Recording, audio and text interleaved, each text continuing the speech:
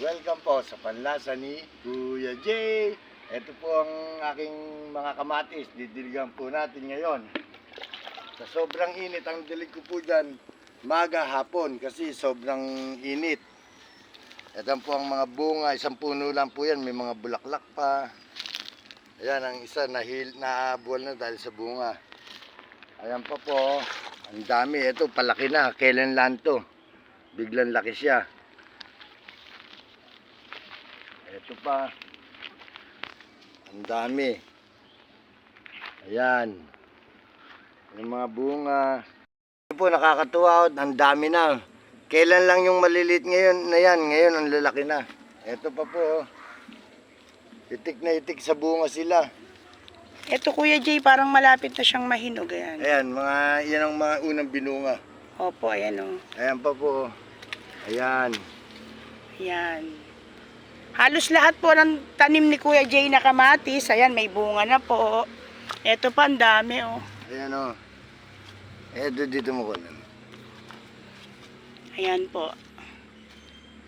Ayan, ang dami o.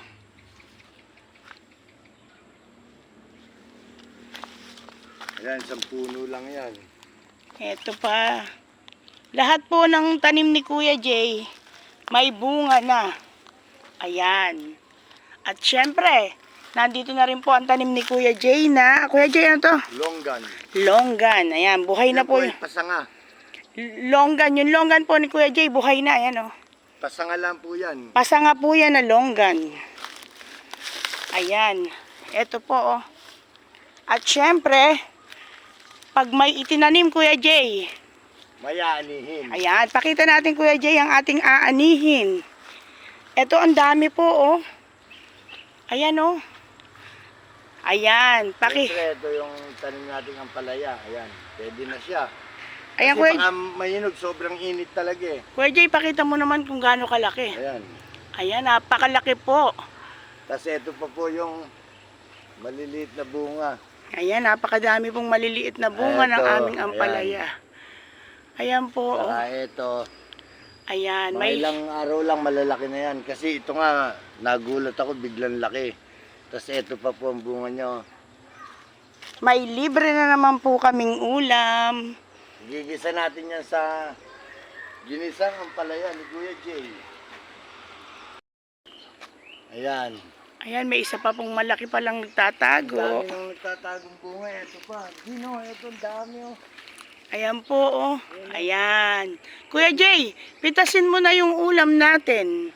Ayan, may... Igigisa ko to. Siyempre, ayan, oh. Sariwang sariwa. Kuya Jay, pakita natin. Ayan, may libre na naman po tayong ulam. Ang kamatis ni Kuya Jay, ang daming bunga. Lalo to. Ito, ayan po, oh. Ayan, ang dami ito. Ayan, Kuya, Kuya, tataba niya, lulusog ng... Kuya Jay, yung ulam natin, pakita mo. Ayan. Ayan. Palaya. Siyempre po, sahugan lang po natin niya. Ayan, pakita mo Kuya Jay kung gaano kalaki. Ang laki. Ayan. Siyempre, sahugan lang po natin yan. Ayan na naman, oh. Kapag talagang masipag ka, may libre ka palaging ulam. Ayan, kamatis ko. Dami. Ang lalaki na, oh. Dami pong kamatis. Ito pa ang bagong binhi kong kamatis. Teka lang Kuya Jay, papakita ko lang itong malalaki na to, ha. Ayan, ang lalaki na po, oh. Layo mo. Ayan. Ayan po, oh. Ang lalaki. At syempre, may bagong binhi na naman si Kuya Jay na kamatis. Ayan po, ang dami, oh. Ito pa, may nagtatago pa po palang isang ampalaya dito. Ayan, oh.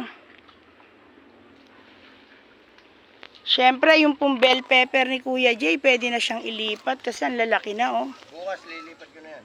Opo, ayan, dinidiligan po ni Kuya Jay ngayon ang kanyang tanglad o lemongrass. At saka yung papaya namin, ang laki na din.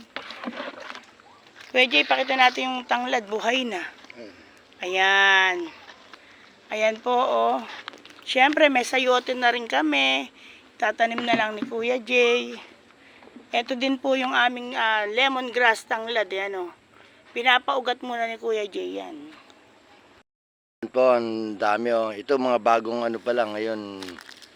Palaki na siya lalo itong maliit na to. Ayan. Ayan, ang lalaki na. Ayan po, sige po. Hanggang sa muli. Dito lang po yan sa panlasa ni Kuya Jay at ang taniman ni Kuya Jay. Thank you po.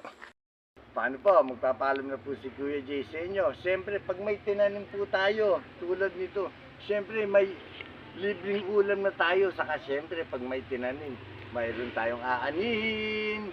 Ingat po tayo sa sobrang init ng ating panahon. Ingat po. Love you po.